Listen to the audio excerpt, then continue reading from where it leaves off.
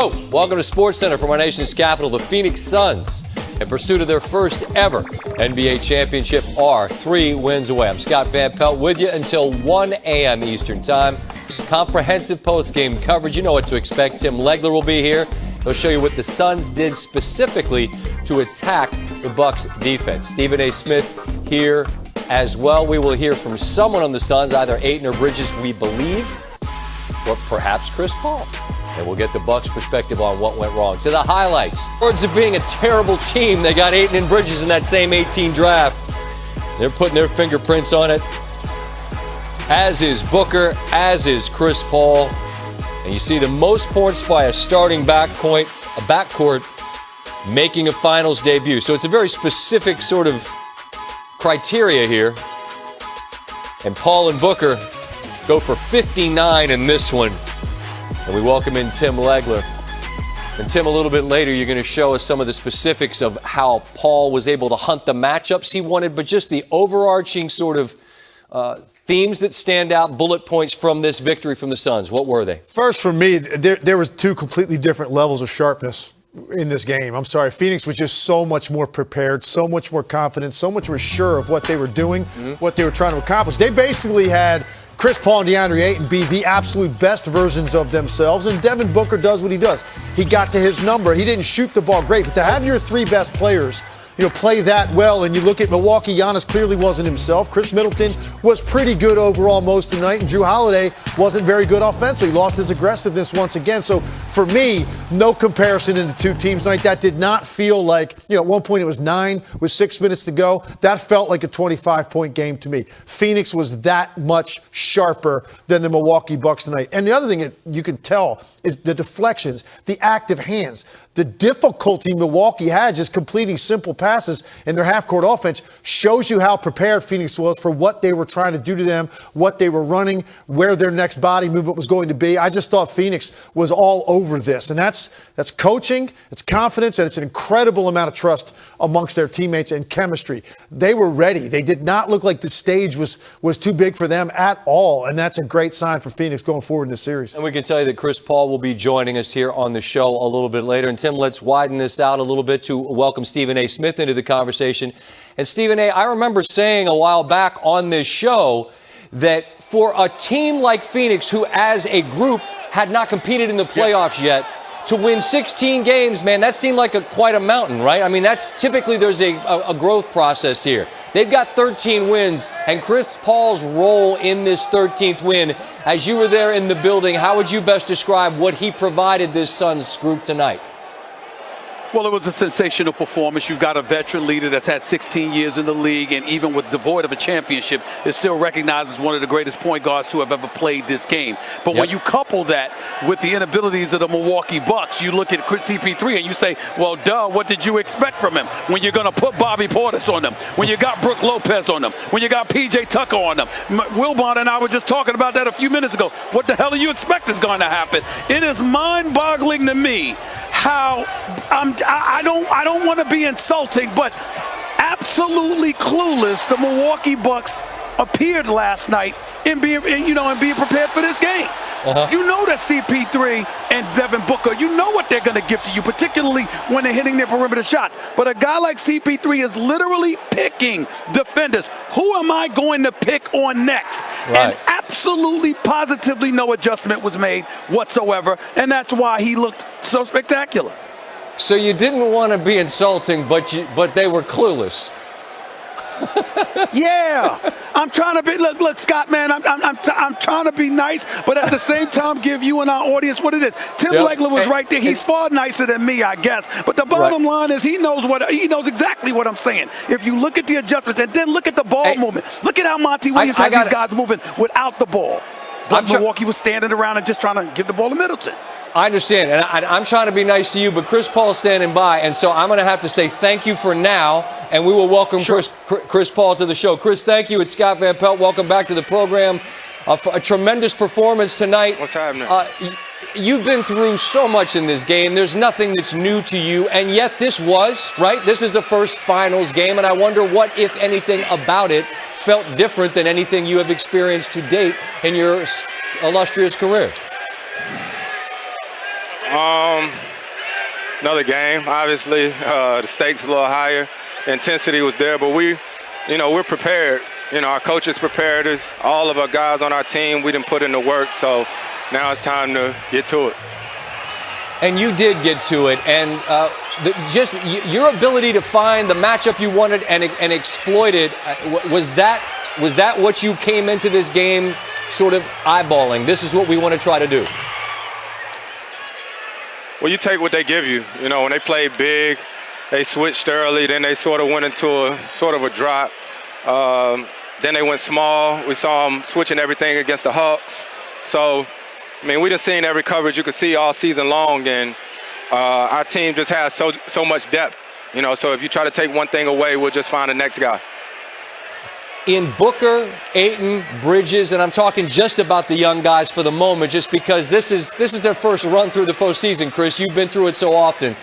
I don't know if proud's the right word, but how do you best describe what you're getting from these young guys and how you feel about what you're getting? I kind of talk crazy to them sometimes because they're going to think it's sweet. They first time getting in the playoffs and they done got all the way to the finals. Right. But I think it's just a credit to them, especially Book. He's the one who's been here the longest, been through some tough seasons here in Arizona and Phoenix. So it's nice, man. It's a great group to be around, and we just want to keep having fun. And I keep going back to you knowing what it is, because you do. And there are still 3 to get, and no one's throwing a parade after tonight. But how are you best able to stay present, Chris, in these moments, recognizing what the stakes are with each victory, how much closer the ultimate prize becomes? With me, it may be the experience, the heartbreak, the tough losses, and understanding that it's not over till it's over. It's just one game. We here at home. We're supposed to win at home. Game 2 is the biggest game of the season right now. So with me, it's just about staying the course and making sure my guys stay locked in. Well, Chris, I appreciate you stopping by after the victory. 3 more to get. Hopefully we can talk to you again throughout the process. I appreciate you being here. Always, Scott. Appreciate you. Go Deeks. There you go. Chris Paul, after a tremendous performance. And Stephen A., I'll welcome you back in. You heard what he had to say about the performances of these young guys. I'll get to you just in 1 second, Stephen A. You see a 30-point game in the NBA Finals at 36 or older all time. Kareem's on that list. He was ageless. Tim Duncan, you could say the same about him. And now Chris Paul, in his first NBA Finals game, joins that list. I wanted to get back to you, Stephen A., just to get your thoughts about what you heard, specifically about the youngsters, because this is their first playoff run, whether it's Booker or Ayton or Bridges. What are you seeing from those guys in complementing what Paul is providing? Well, first of all, I'm seeing skill. Devin Booker is a star. This brother is special, and tonight was the latest example of how special he can be.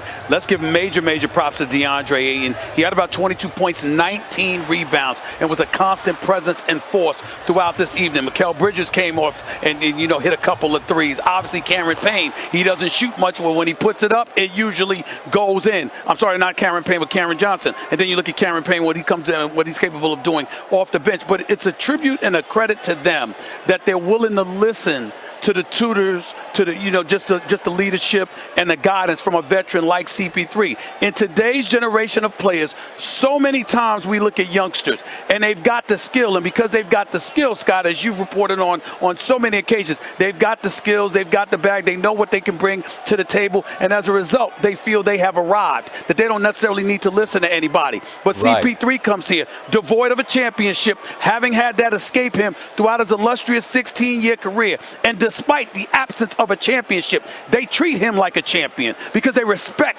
the knowledge that he's trying to bless them with and the level of wisdom that he's imparted upon them. And so you got to give them credit where credit is due. To be young, to be established, to have the money, to have the skill set, to have all the adulation thrown in their direction, and to still be humbled enough to be held in check by a leader searching for his first championship, not one that came as a champion. You got to give credit where credit is due. It shows that although they're young, they're incredibly mature, and they showed it tonight by being prepared for Game 1 and pretty much throughout these playoffs. Every single series they've walked into, they've come here prepared and ready to play and put somebody else on their heels to start the playoffs. You got to give credit where credit is due in that regard. I agree. Really well put. There's a lot to like about being out in the Valley, but there's one thing that's the challenge, and that's that wake-up call comes early. And I know first take will be, I'm looking at my watch, you got to get some early rest to get up early and bring the heat tomorrow. I appreciate you. I'm good, but please don't say bring the heat. It's 106 degrees already here, okay? Yeah, but it's a dry heat. You don't sweat? I don't care. It's heat. Listen, I ain't going to complain. I like the heat better than the cold, so I ain't going to front. But it's roasting here. Roasting. Turn the AC you have up, a tan already, Scott. I know your suite I know your suite is well looked after. Stephen A. Smith, I appreciate you, man. Something like that. All right, my man. All right, the Suns improved to a 4-0 in Game 1s this postseason, outscoring opponents by more than 11.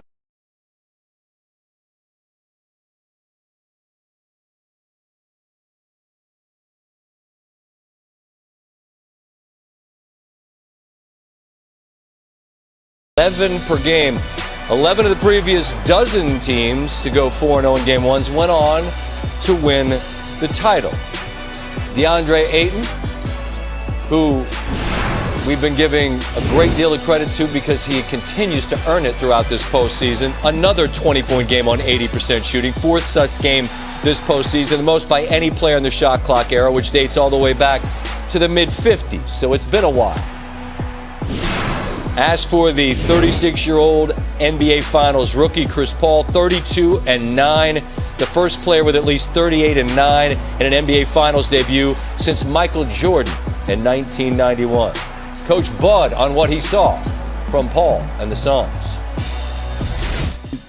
He's a good player. Their pick and roll game is tough to guard. So I think we just got to keep getting better. We'll look at the film.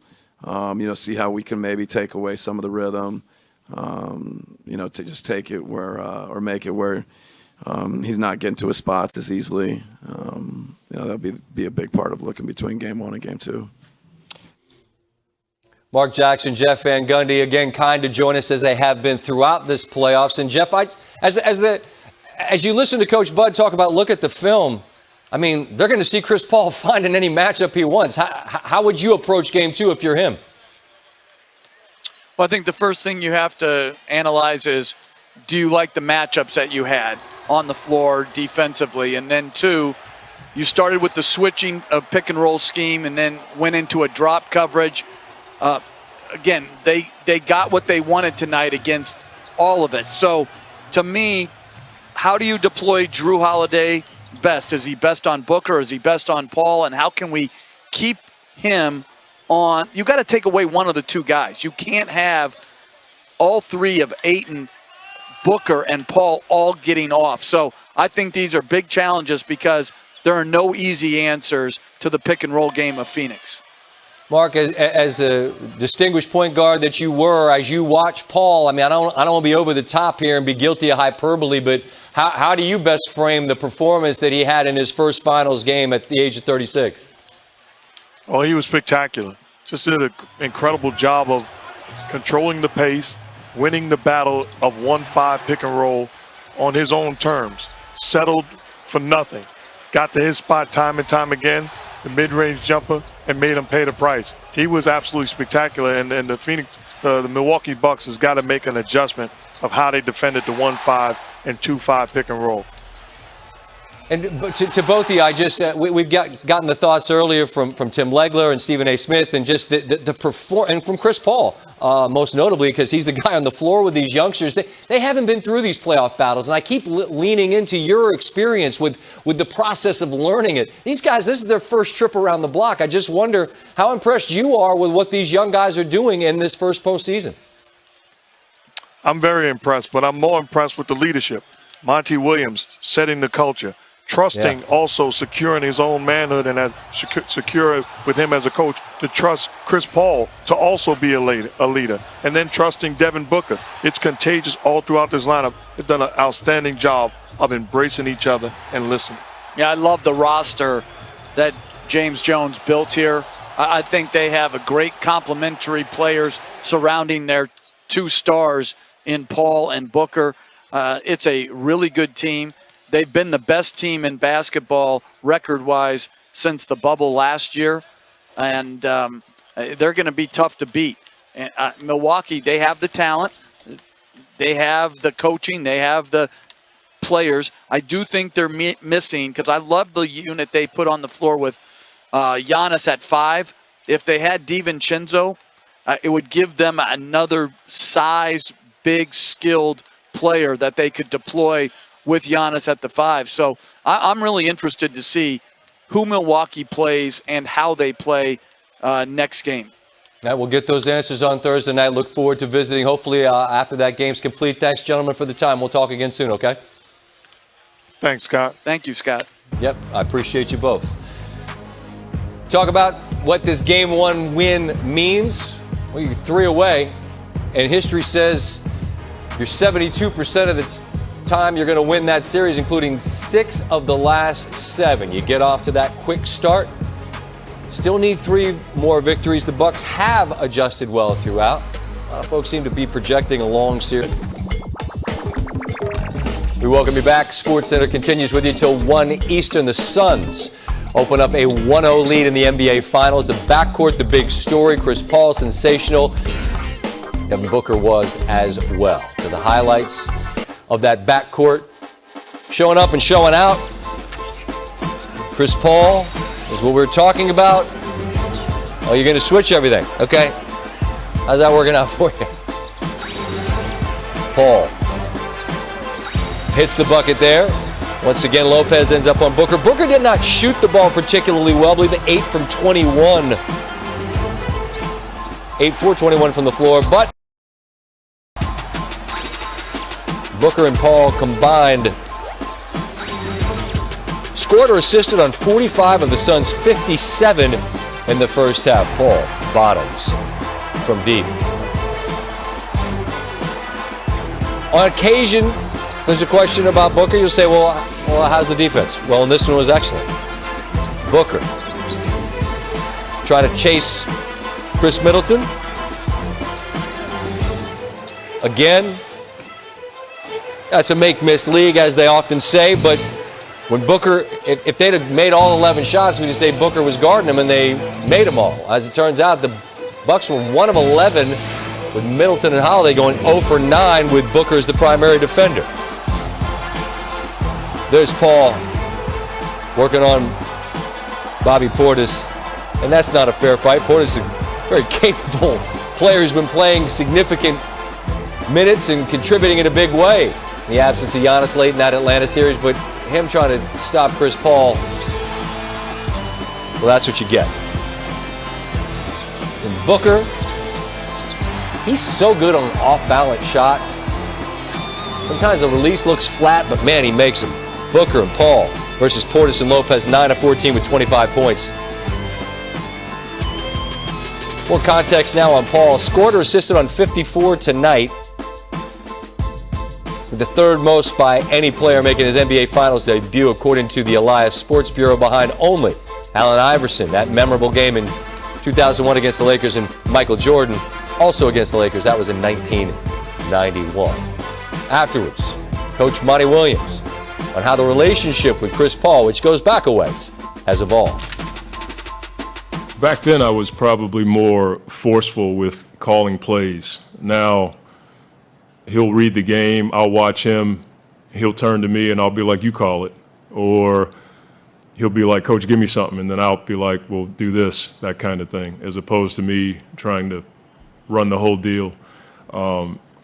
We always talk about the package of plays that we want to run in certain segments of the game. So we'll have 2 or 3 plays and he'll stay in that environment for a bit. But ever so often he'll look over to me and he'll squint and I'll know he's wanting to play and then I'll call it.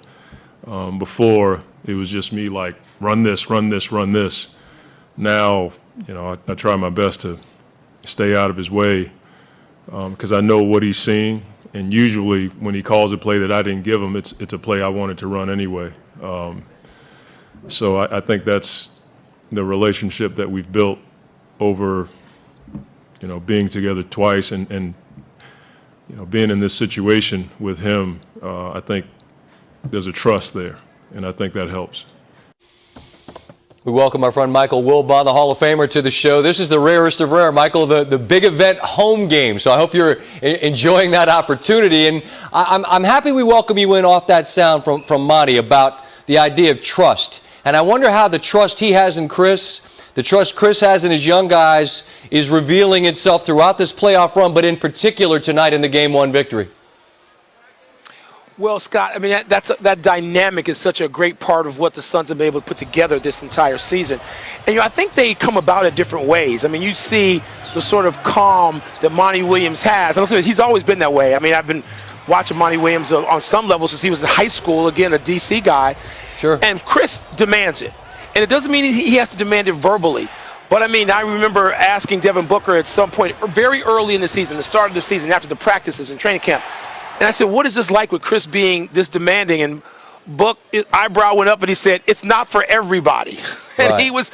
he was still paying the ultimate compliment because they revere him. This is not a normal sort of veteran player, respected by the youngsters. It isn't. It's much more than that. I mean, Chris Paul felt that Ayton hadn't really been coached all that hard relative to what he ought to see in terms of what he ought to be.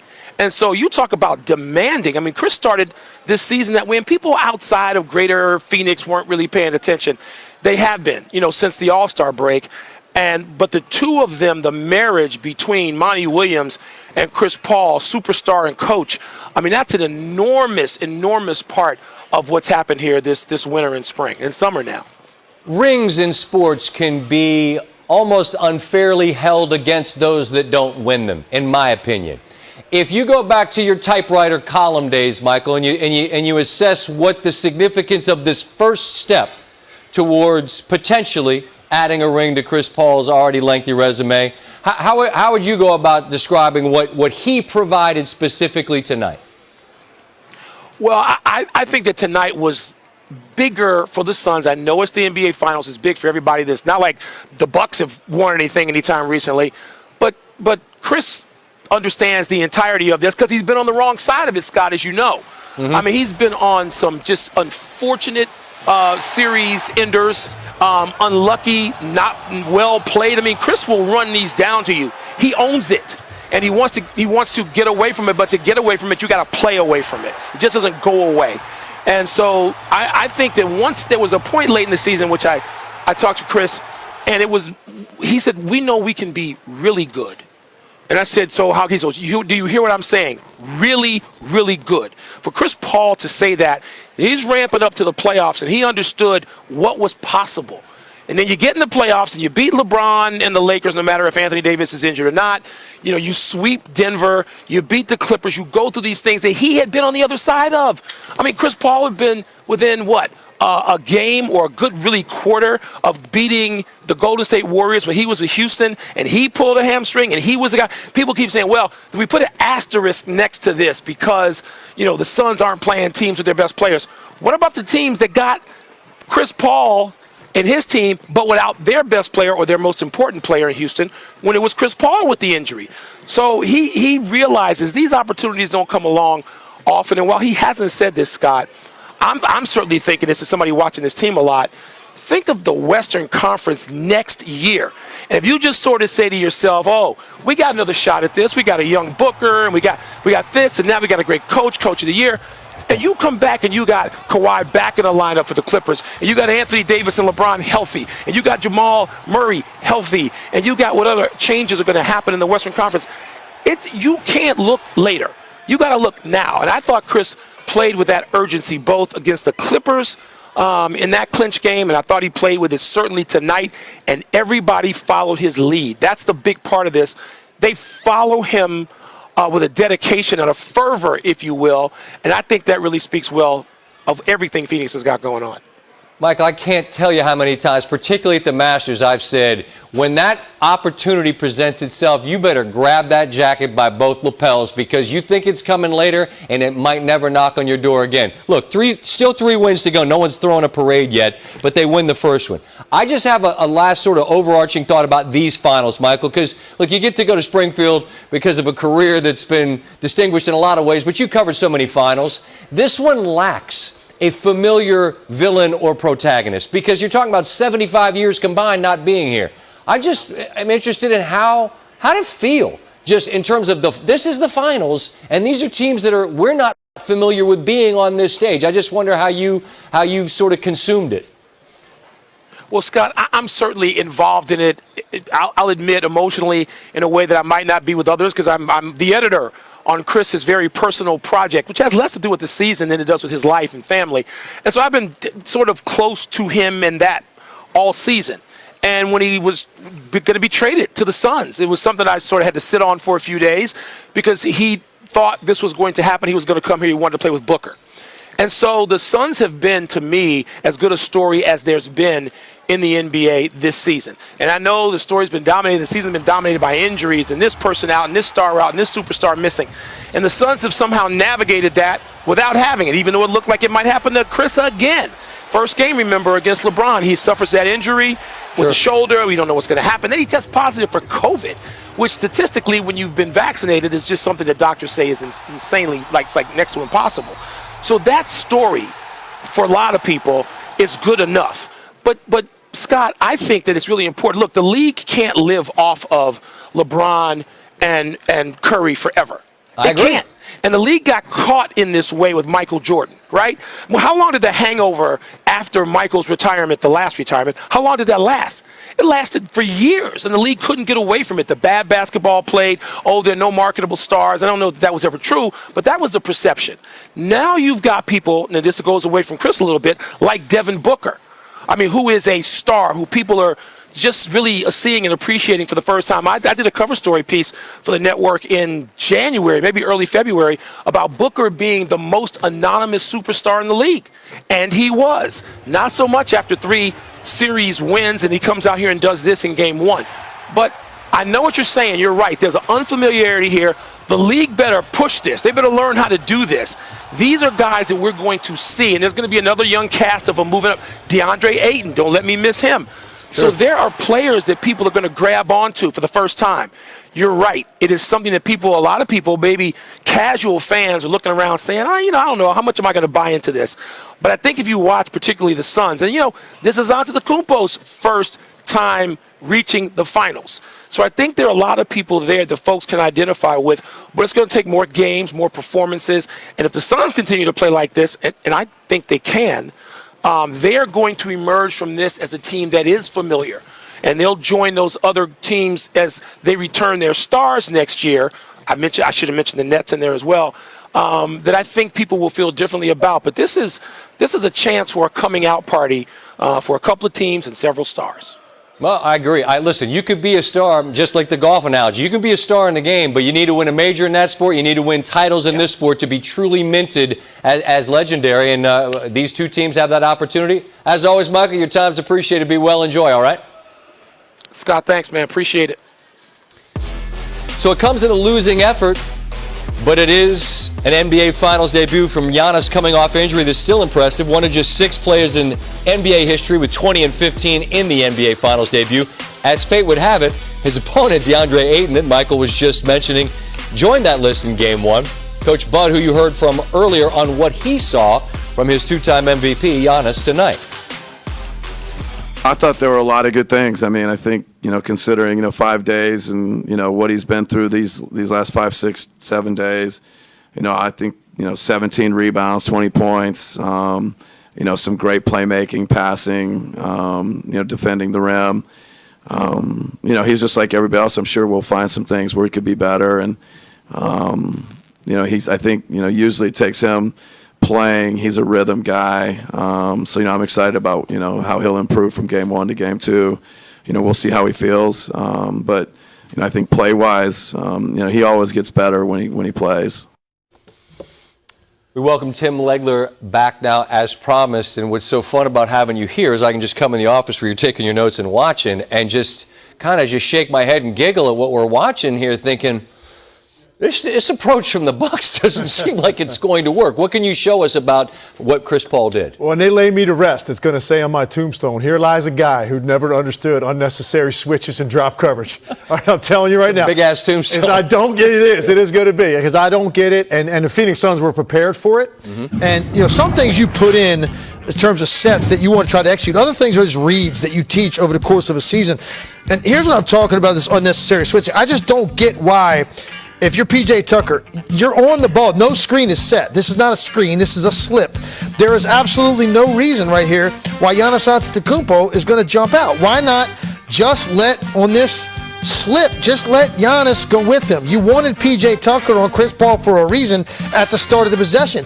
Just leave it that way, but they don't. Instead, here you go. You got the switch. All right, now you got DeAndre Ayton on PJ Tucker. The only question is, how are we going to get him to basketball? You see Chris Paul looking in right there. He doesn't like the way this looks because you got two help guys right here ready to pinch. That's not a great angle. So now here's where the instinct kicks in, and this comes through repetition. Let's get it to the corner. Again, you still got the mismatch in the post. PJ Tucker fronting. Take a look at the weak side. This is not a good passing angle. Taking a look in there. So how do you get him to basketball? Instincts. You teach us over the course of a season. Let's flash middle. Let's get the ball right here. Great read right here from the weak side by Johnson right there. Freeze it. Now PJ Tucker is going to front. He's still fronting the entire time. The problem is this is a 7-footer down here. Yep. This is easy pitch and catch. This is literally a practice drill that you anticipate when a team fronts, go high, low. That's as easy as it gets for DeAndre Ayton. Now here's the other one, the drop coverage. Starts off to run some action, and really all they're trying to do is get this guy occupied. Brook Lopez is looking all over here because they wanted Devin Booker off a single double. I love the Suns because they always get into quick secondary action. Watch how fast DeAndre Ayton sprints up, and he's going to leave Brook Lopez in the dust. And now Chris Paul is going to come off with all kinds of room. Comes off the screen. Look at this cushion. Now, most people will think, let's pull up and shoot that. The problem is Chris Paul doesn't like that shot. He loves coming left, snaking back to the right. So he's going to take Brook Lopez on a nice little ride here, and he's going to get some help from Devin Booker, who clears his man out so Chris Paul can get to that little leaner on the baseline. This is all set up by drop coverage on the initial point of attack. You cannot do this against Chris Paul and Devin Booker. You just can't do it, and I think you're going to see a massive adjustment. Now, I heard Stephen A. talk a little bit about it, and I heard Mark Jackson talking about it. What they need to do is put Drew Holiday and Chris Paul and say, you got to be a dog on him. Hunt him. At 30 feet, go under the screen. You don't have to go over. Inside the three-point line, fight over the top, get a hard hedge from the big, and I want Drew Holiday on Chris Paul's hip as much as he possibly can unless he's in foul trouble. Booker's going to get his numbers. So use other guys on him. Connaughton, PJ Tucker, Middleton can get him some. Bryn Forbes, go ahead. Chris Paul is the key to this series, and Drew Holiday needs to lock in on him as much as possible. You think of a quarterback like a vet. Just say Tom Brady, because there's nobody older than him, right? You're trying to disguise a blitz or something. He's going to know exactly what's coming. I can't think of a worse point guard to leave in a situation where he could hunt the matchup he wants when you're going to switch than Chris Paul. You could have shown time and time again where he just chose who he wanted to guard him. Yeah. You can't let that happen. And and tonight it was more as a scorer because that's what was there for him. But there's other plays in this game I could have shown you where he ends up getting like a hockey assist. But again, it leads to the Bucks chasing the ball around like Keystone Cops because they got the matchup they wanted. They broke somebody down off the dribble. They're in the paint, and now the Bucks are reacting to that. I just didn't see anything Milwaukee did tonight that said to the Suns, we are going to dictate to you what we want you to do offensively. Everything they did was set up to react. Can't do it. Chris Paul, Devin Booker are too good at ball screen players. DeAndre Ayton is too good and too skilled and too talented on the slips and the dives when he gets a smaller defender switching onto him. You've got to let these guys play him a little bit more straight up. At least let them fight over some screens. You obviously are going to need help on some screens, but to premeditate switches, like the first example I showed, when no screen is set, and you had PJ Tucker or Chris Paul for a reason, no screen is set, and now let him go run with Ayton and let Giannis jump out on the guard, and eventually now the Suns are just going, okay, we practiced this drill. Let's go to the corner, run some high-low, and get DeAndre Ayton a layup. It was so clockwork. Give Monty Williams all the credit in the world. They've watched a lot of film on this team. They anticipated the switches, and they hammered them every time they did. But I do think it was easy pickings for the Suns. This was not rocket science out there for them, for a guy like Chris Paul to figure this out. Get what you want by calling out who you want to set the screen. There's got to be a massive adjustment on the part of Mike Budenholzer. And if there isn't, they can't beat this team. There you go. You mentioned Drew Holiday. He spoke afterwards about his mindset defensively tonight. Really just saw him being aggressive. So at that point, I felt like I wanted to just annoy him, kind of get him off rhythm, be able to either make him pass the ball or take tough shots, tough too. So, that's something that we're going to have to make an adjustment to in game 2. And with the switching, just what did you see on that in the first half versus second half? First half, they got a lot of fouls. They went to the free throw line a lot. We got to do better with that. D-Book got to the free throw line. Great free throw shooting team. And then second half did better, but just think Chris Paul got a little bit too comfortable. That's interesting. Both he and Bud mentioned one word and specifically, rhythm. Yeah. How does that reveal itself specifically to Chris Paul? What are they talking about in your opinion? When he gets space off a ball screen, it's exactly the world he wants to live in. He's one of the best mid-range players that this league has ever seen. You can still do that, by the way, kids. They don't have to be dunks or three-pointers. That's right. And he wants that lean back shot, and he wants to get it somewhere inside the foul line area. It's his favorite place to be. That's comfort zone. That's rhythm, allowing a guy to get into his wheelhouse. And when you let him come off of that kind of space, that's what's going to happen. So, look, if I'm Drew Holiday, and Damian Lillard called this guy the best perimeter defensive player in the NBA. It's a pretty good source that's coming from. I'd say. Okay? If I'm Drew Holiday, I'm going to Mike Budenholzer and I'm saying, listen, let me hound Chris Paul and try to wear him down. I'm going to fight over as many screens as I can. And again, Scott, one of the adjustments that teams just don't make, and I don't know why, because you can ask guys to do this, depending where the screen is set, you don't have to go over every screen. If a screen is set at 30 feet for a guy like Chris Paul, you do not need to fight over it. He's not going to pull it from there. Every now and then, maybe, this isn't Curry, Trae Young, or Lillard. Go under if it's set far out on the floor. Go under, meet him on the other side, but keep Holiday on him. If it's set tighter to the three-point line, yes, you've got to chase over the top of that. Hopefully you get a little help from the big, but then ultimately fight your way back to Chris Paul and track him from behind if you're Drew Holiday. I am going to Mike Budenholzer and saying, let me do this. I need to disrupt his rhythm. Booker's a different animal altogether. Chris Paul is the guy that is the key to this series, and Drew Holiday is the one guy they have that is equipped to be able to take on this challenge and at least disrupt his efficiency tonight. Chris Paul had it far easier than he expected in his first finals game. It's funny, I just wrote down that word, and far be it from me. I've never been in the arena, but certainly Chris Paul, I'm not saying it was easy. He made it appear to be. Apparently, Brook Lopez moments ago just said he could have done a better job trusting his teammates on switches. That's going to be what they talk about between now and Thursday. It has to be. For sure. You can't let this happen again. No doubt. We're going to run this back. No doubt. All right. We will continue. I felt great. Obviously I'm trying not to make it about me, but felt great. The medical staff cleared me to play. Out there I had my balance. Felt my knee was stable. Did not feel pain, so I felt good. That play was crowded. Do you know I know what you're talking about. I felt good. Go ahead, Jeff. You just told Eric that you had lots of discussions throughout the week, but what was the rehab process? Was it grueling? Was it time consuming? How many hours were you spending a day trying to get that knee ready? 24.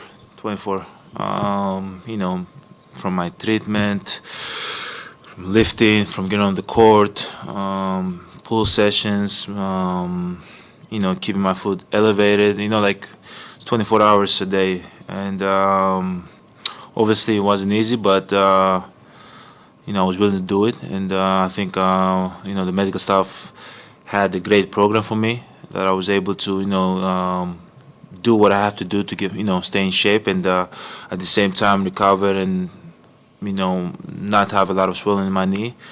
And, I was declared me to play. I felt good. My knee, did not feel no pain. The swelling was down, so I was like, okay, good to go.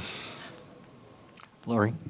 I don't think we believe you about the pain thing, but I wondered if you saw, because we know you. But it's okay, I understand. But I wondered if you saw the video of your injury. No. No, it makes sense. And then the wrap that you had, did that hinder your range of motion at all? I mean, you were pretty wrapped up on the knee and. No. I'm trying my best here to, not make it about my knee, but I'm going to say one more time that my knee felt good. Obviously, you when you go and play a game, you never know what's going to happen. A play with Jay Crowder might happen, or the same play that happened that line. You don't know what's going to happen. I'm just happy that I'm out there, and I'm able to, help my teammate in any way possible.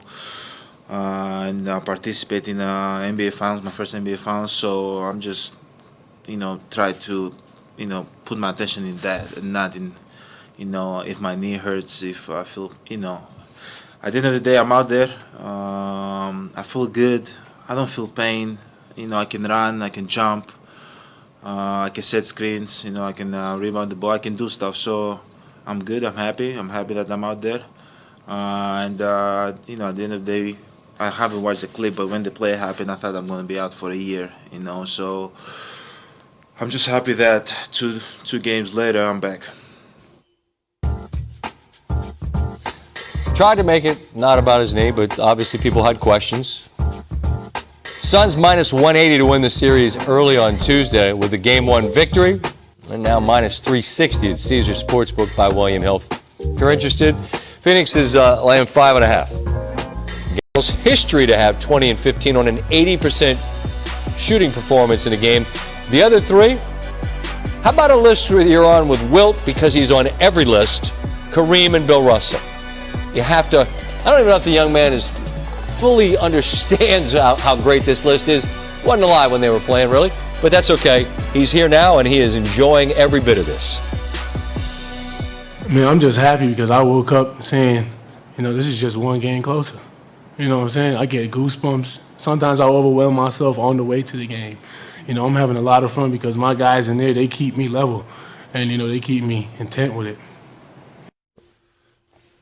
We welcome Tim Legler back. You just had an observation. If you're DeAndre Ayton, what do you get? Take that graphic that you just showed, put that on your wall, blow that thing up, put it in a frame. I'm sure he has grand aspirations for his career, but you're not joking. You're talking about Bill, you're talking about Wilt, you're talking about Kareem, and you're on that list. He continues to be excellent, and the Suns get this victory. But you made the point earlier, Tim. You expect to see a different Bucks approach on the defensive side as it relates to switching. How different do you anticipate Giannis will appear in Game 2? I think significantly, unless he's just completely lying about how his leg feels. If he's saying, hey, it felt no pain, felt great out there, and we're going to take him at his word, then I'm going to say what I saw tonight was a guy that was sort of tentative, feeling that thing out. That was a very serious injury. He's been through a lot. I'm sure he's still got swelling in there. He seemed like a guy that was not in his normal aggressive mindset. That's not the same guy I've watched for the last few years. So if he's telling the truth and he really does feel good physically, well, the test is now behind me. Game 2, you get back to being Giannis Antetokounmpo, playing downhill, getting in gaps, taking advantage of a team that plays a lot of small lineups. DeAndre Ayton's a legit big, but they have a lot of lineups out there with two guards, Jay Crowder and Mikal Bridges. That's a small team, and those are typically the kinds of teams that Giannis Antetokounmpo guts you with because he gets you with that stride, he gets in a gap, and there's not a lot of size there as a second-line defender. That's what I expect to see out of Giannis. He has to be, obviously, much better than he was tonight if the Milwaukee Bucks want to have a shot at winning this. Our guy Stanford, Steve, hope you're enjoying the beach, big man, makes the point, and he's right, that the biggest mistake we tend to make this time of year in particular is to overreact to what we see in a game, presuming it will continue in the next. It often does not. But was there anything that the Bucks did that they're going to want to take with them to Game 2? Obviously, they want a different result, but you're telling me don't bury the Bucks just yet. Were there things you saw that you're like, that wasn't bad? Not a lot, truthfully. Understood. But this is one of the highest scoring teams in the last couple of decades in the NBA. Mm-hmm. They're much better offensively than they showed tonight. The problem was they kept taking the ball out of the net all night. They were so bad defensively and so ill-equipped to defend them and offer resistance with what Phoenix was trying to run. You can't get that train moving up the floor, and that's when they're at their best. Giannis, with his speed, with those guys running to the line, that's when they're really special offensively. Didn't see very many examples of that in this game. But I almost wonder when you're that bad defensively, if that's not a good thing, because when you put the tape on, it's really obvious what you need to be better at. You know what I'm saying? Like, yeah, definitely. Like if there's a subtlety, I just don't know what we can do better, that would suck. Look, when you know what you need to do better, that's the fix. Never played in the NBA Finals, but I've been in a lot of film rooms as a player the day after an embarrassing defensive effort, and there's going to be a lot of ticked off guys in there. And if they have the kind of pride that they've shown, that's going to be a team where guys are going to take more accountability for their own individual challenge. And it starts with Drew Holiday on Chris Paul as much as you can get him there and keep him there. Because even P.J. Tucker, who wants to go out there and compete, we love his heart. From a lateral mobility standpoint, that's not a great matchup for him either. Drew Holiday is the guy, and Chris Paul is the key.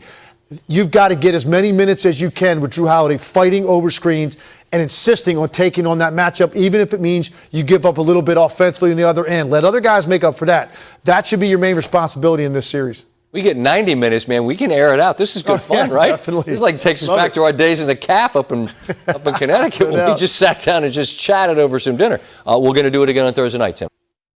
This year in the playoffs against Brooklyn, we were down 3-2. Was able to force a Game 7 and win the game on their home court. So I think, we've been through a lot. We've been through it all. We know it's not going to be easy. We know it's not going to be tough. There's times where we're going to be down in the series, but the series isn't over yet if we're down. We still got to keep competing and just playing. Back to the Valley, Malika Andrews joins us. You were there on the sidelines, and you heard from the Bucks afterwards. We heard a bit from Giannis. We just heard from Middleton. How do you best summarize what you got from them in this Game 1?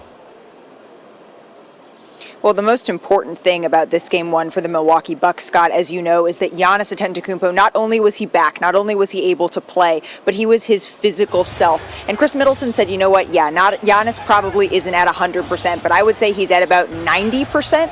And Giannis Antetokounmpo said that after the game, he still hasn't watched that clip of him hyperextending his left knee. But he did say that after that moment, he said, I thought that I was going to be out for an entire year. So the fact that he was playing in this Game 1, the fact that the MRI showed that it wasn't something that was more catastrophic, that he was able to work. He said he's been doing pool sessions, rehab sessions, treatment. He said 24 hours a day. This has been a full-time job for him. So the fact that it was able to work to the degree that he was able to come back and look pretty close to his normal self, that in itself was a victory for the Milwaukee Bucks. Now, that doesn't mean it translated to a victory in Game 1 tonight, but Giannis said that now he sort of knows what his body can do. He can feel out his limitations a little bit more and then hope to be more aggressive and get a win in Game 2. But honestly, Scott, after a loss, knowing how competitive Giannis Antetokounmpo is, this was some of the most relaxed and reflective that I have seen him in my 3 years covering him, Scott. That's really interesting because I felt the same way. Like people were basically saying, we don't believe you and what he had to say about his knee. But he was just like, look, I'm trying my best not to make it about my knee, even though we all want to. And I feel like for basically the last 90 minutes on our show, Malika, we've hammered home the point that the Bucks did a lousy job on defense. They let Paul pick his spots. The Bucks have alluded to the fact they want to look at the tape. Adjustment-wise, what's the sense of what they're going to try to do differently in Game 2? Well, one of the focuses for them, right, they're going to need to take a look at Drew Holiday a little bit because when Giannis Antetokounmpo was out, Drew Holiday was getting to the rack. He was so aggressive in that way. And I asked him about it postgame because he'd said to me before that he felt that when Giannis is out, he needs to make up for that aggression a little bit more. And that wasn't totally there tonight. He said he felt like he was good for the team in other ways, but it was just a poor shooting night for him. And he said he knows that he's going to need to step that up. So it's going to start there. And then in addition to that, when I was speaking with the Bucks coaches at halftime, I was told, look, we need to be getting Drew Holiday in more pick and roll situations. We need to not be letting the Suns play with such pace. Devin Booker, even though he wasn't shooting great to start the game, he was still able to take so many trips to the free throw line. And so those are some things that they're going to try to avoid to try to steal a game here in Phoenix in Game 2. Yeah, they didn't get to the finals because they've lost a bunch, but when they have, they've gone 4-1 since the loss, so that's good news for the Bucks as they get ready for Thursday night. Malika, I don't know if you're on the next Sports Center or not. You can let your family know that, but we thank them for watching you here on Sports Center with us as always. We appreciate you. Thanks so much, Scott. I'm sure my parents will be thrilled. Right on. We're big. I'm hungry.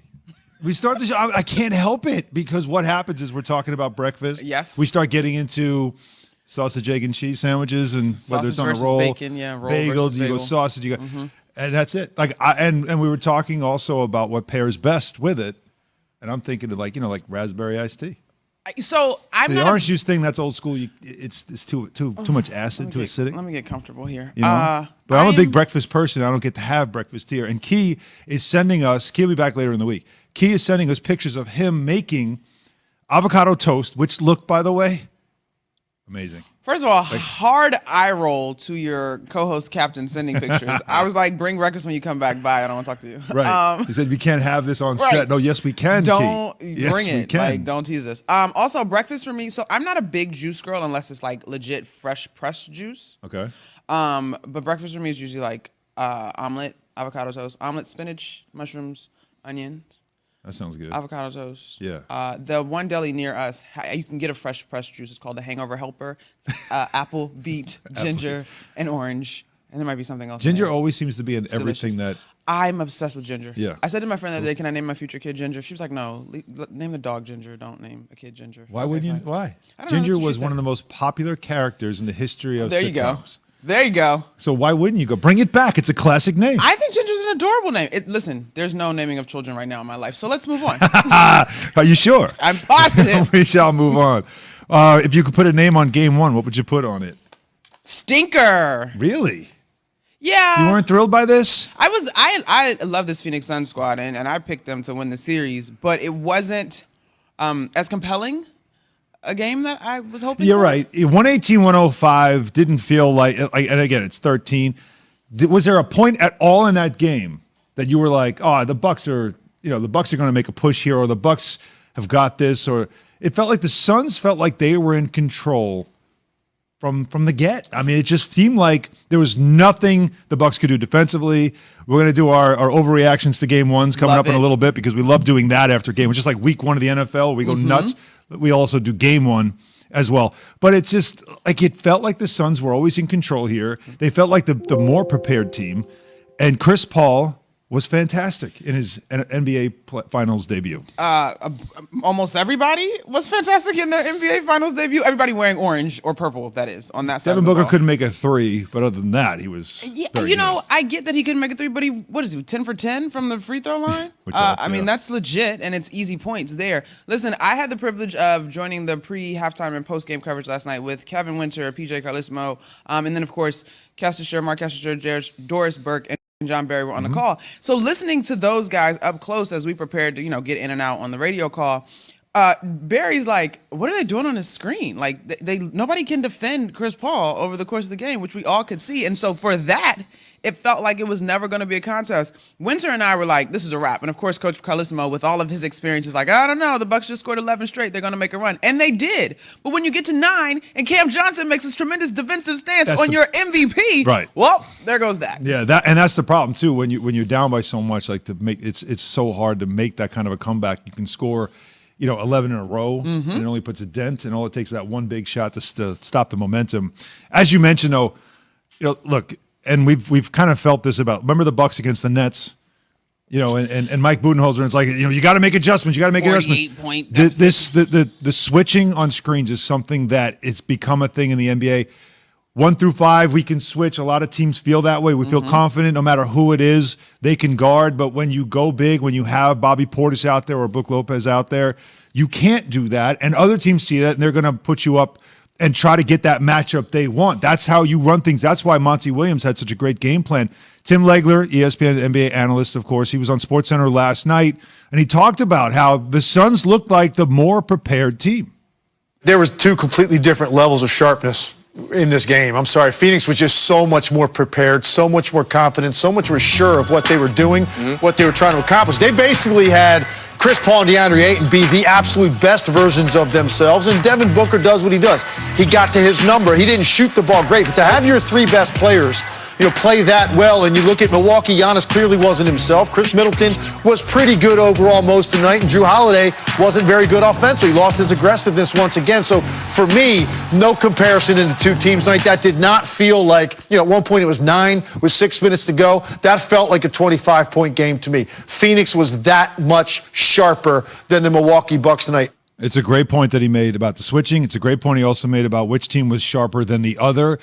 And then the addition of Giannis, which we'll get to, that's a huge story in this whole thing, is Giannis playing, and also how he said he felt after playing a week after an injury that a lot of us, held our breath wondering, when are we going to see him again? We didn't think it would be this soon, but he was back.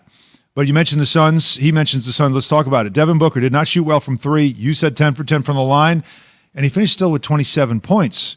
DeAndre Ayton, you heard Legs mention. Ayton goes for 22 and 19 rebounds, by the way, which is obviously a huge part of the game. When you want to get stops, you got to get the rebounds. And Chris Paul. Chris Paul went for 32 points and 9 assists. 4 or 7 from downtown.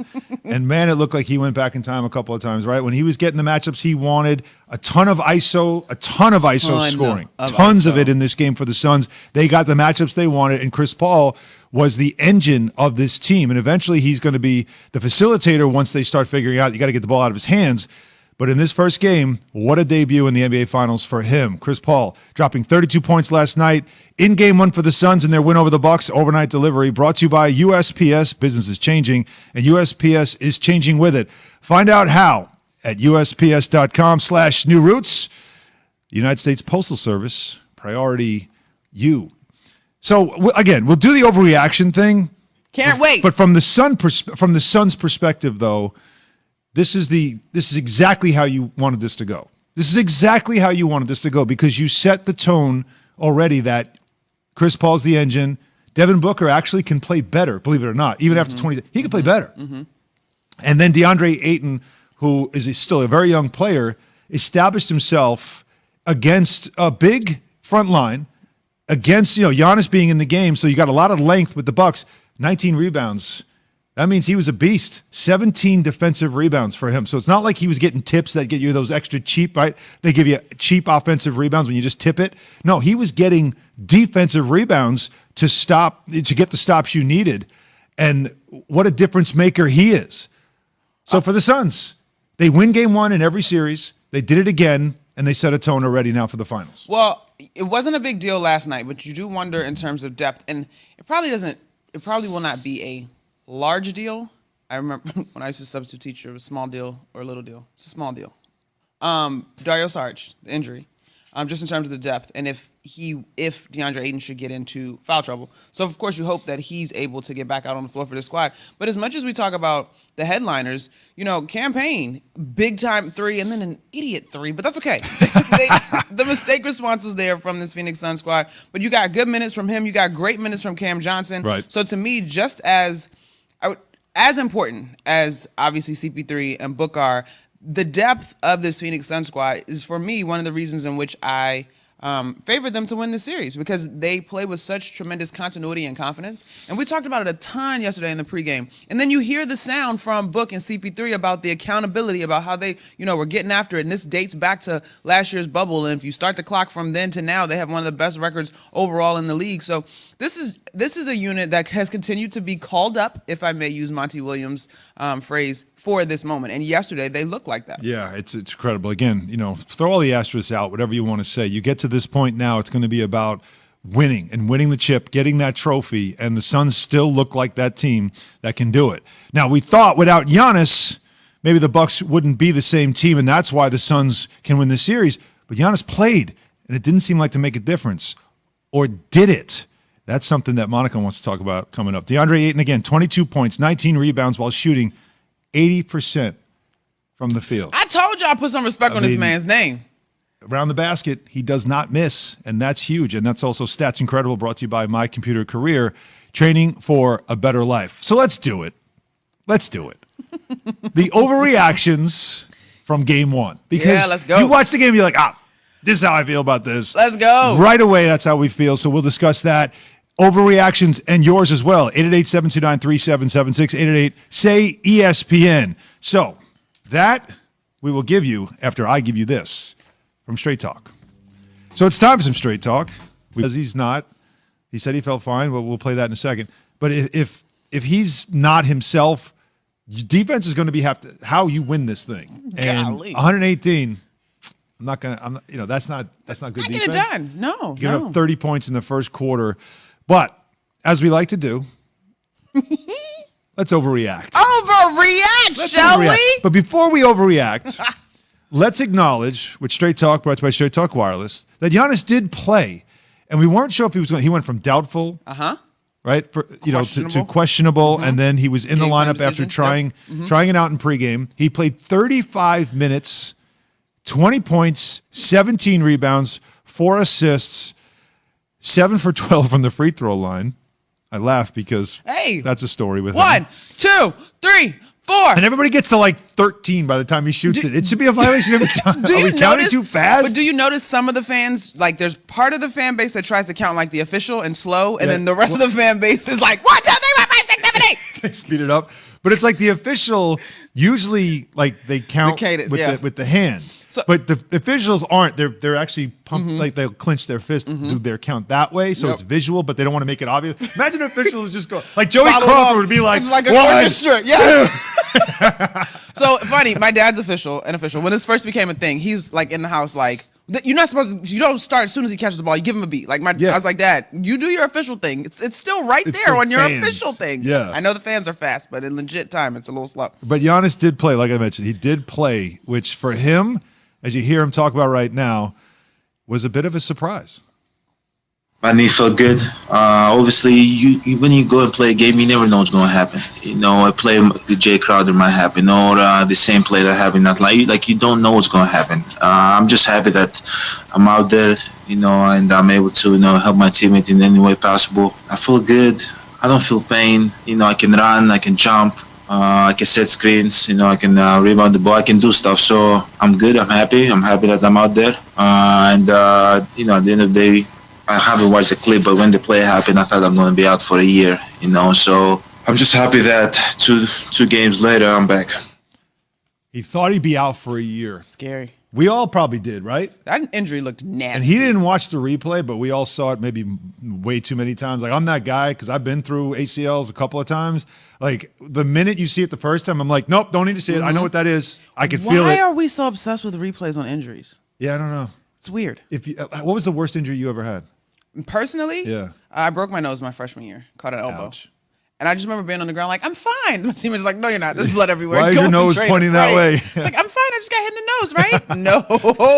No. Yeah. No. It's there's something about when you've had a devastating injury, and like the first time I injured my knee, I didn't know how bad it was. Like, I know it hurt, but I was so used to just, I'm fine. I get up, I'm fine. I got to walk it off. The second time it happened, I knew. Yeah. And for some reason, it hurt more. And from that moment on, when someone had a knee injury in any sport, like, I felt it. And I don't know if anybody else out there understands what I'm talking about. If you've ever had a devastating knee injury or whatever it is, or any type of injury, shoulder, no matter what it is, when you see it, somehow, some way, you feel it again. Yeah. And I don't want to see it. Yeah. I don't want to watch the replay, nothing. My broken nose was the most gruesome, but I did play with I played with and probably still have a partially torn labrum. Doesn't matter much now because I don't have to do that. Right. But I feel you. Anytime a guy's like, at one point in that game, Giannis was kind of doing this with his shoulder. And I was like, uh-oh, is that a stinger? What's going on? Oh, God, yeah. But that was Straight Talk, brother. Straight Talk Wireless, no contract, no compromise. So you heard from Giannis. Now hear from us on our irrational, as always, takes, reactions, predictions after just one game. Inspired by these Twitter streets. What do you got for me? Completely inspired by these Twitter streets where people are bugging. If you walk into this segment at the wrong point, you're just going to be lost. I'm not this crazy. Overreaction. You ready? The Bucks are better without Giannis on the floor because Drew Holiday can be aggressive and he makes everyone better. Dare you? Boom! So Monica says the Bucks are better off without Giannis. Just for the record, that's what she said. Now, Drew Holiday, though, after having two fantastic games to close out, you can't have them both, Hon. They need the ball. 4 of 14, 0 of 4. Now, he almost had triple-double. He had 10 points, which is not great, but 7 rebounds, 9 assists. But you're right. He suddenly went back to like sort of forgotten man again. Table setter. Now, can I just dump a little water on your theory? Listen, dude, overreaction. Game 1 on court, Giannis, the Bucks are +1 in game 1. When he was off the court, -14. Hey, you want to fall in love with stats? That's a great sound. Don't fall in love with that box score and those stats and those numbers. I'm the numbers guy, though. I give you useless stats. You know me. You do love your useless stats. I don't think they're useless. Not shout out to Wally. Be nice, Wally. Yeah. I don't think they're useless, but they lost. I will say that. And so, therefore, my overreaction. Gotcha. Nailed it. Okay, Giannis. Boom. So from now on, Bucks, Milwaukee, tell Giannis, sit this one out. We're going to take it from here. We got it. They're better off without you. Mm-hmm. That's it. Meanwhile, I'll give you mine. I was going to say, don't leave me on this overreaction island. No, please. Please. I watched it watching that game last night. I kept saying to myself, this series is over. Mm-hmm. Series is over. Mm-hmm. And I said it yesterday. This series could. Now, I thought without Giannis, it could be a sweep. I really believe that because the Suns just are this team. They are brimming with confidence. Mm-hmm. They've got a leader that they all believe in, that they all rally around. I don't know if the Bucks have that kind of inspiration where it's like they rally around somebody. Giannis returns and everybody's like Drew's like, oh, great. Guess we're not running anymore. Right? I guess the middle's not going to be open for my drives anymore. So it's sort of like that wasn't that inspiration. There was no, here comes Willis. Like there was none of that happening in this, right? Uh-huh. But the Suns have that in Chris Paul. They have that. And you see the way they play. You see the way Monty Williams had that team prepared. Do we trust Mike Budenholzer? What really has saved the Bucks in the playoffs? Injuries. The Bucks are here because they were able to, their opponents, again, James Harden, Kyrie Irving, they lose those two guys. Kevin Durant almost eliminated you guys if it wasn't for his toe touching the line. You wouldn't even be here. Mm-hmm. So adjustments? Really? Like that's what we're going to talk about. What adjustments were they making against the Hawks? Here's the adjustment. Trae Young got hurt. That's the adjustment. So to me, I don't have that kind of faith in the coaching of the Milwaukee Bucks. Therefore, my hot take after one game, series is over. We are on fire. Am I crazy though? Like that's no, I'm not. Of course, I'm crazy. You can definitely say that. But that's how I felt after. I mean, one are game. you? I was saying, I don't know if your take is that hot. Like, and the hot Now, will it meter. be? I don't think it'll be a sweep. Maybe not. But I mean, how? What are they going to keep switching? We're going to keep doing that. That's going to work. You're going to keep Bobby Portis. Like he's just looking down the barrel of a Chris Paul who's backing. Chris Paul's backing up like And Bobby's like in a stance. chops. Like the only thing missing in terms of Bobby's effort Slap the yesterday floor. was slapping the floor. Literally, like he's trying. Poor little Tink. Oh my God. Yeah, that's one of those where even his teammates are going, throw the damn towel. Like just foul him. Yeah. So that's how I feel. That's how you feel. How do you feel? 888-SAY-ESPN, 888-729-3776. Keyshawn J. Will Zubin, presented by Progressive Insurance. You can save big when you bundle your auto, home, motorcycle, RV, or boat. Visit Progressive.com. So one Olympic hopeful won't be running at all this year in Tokyo. We'll tell you why after Monica has this from Rumble On. Do you have a motorcycle, an ATV,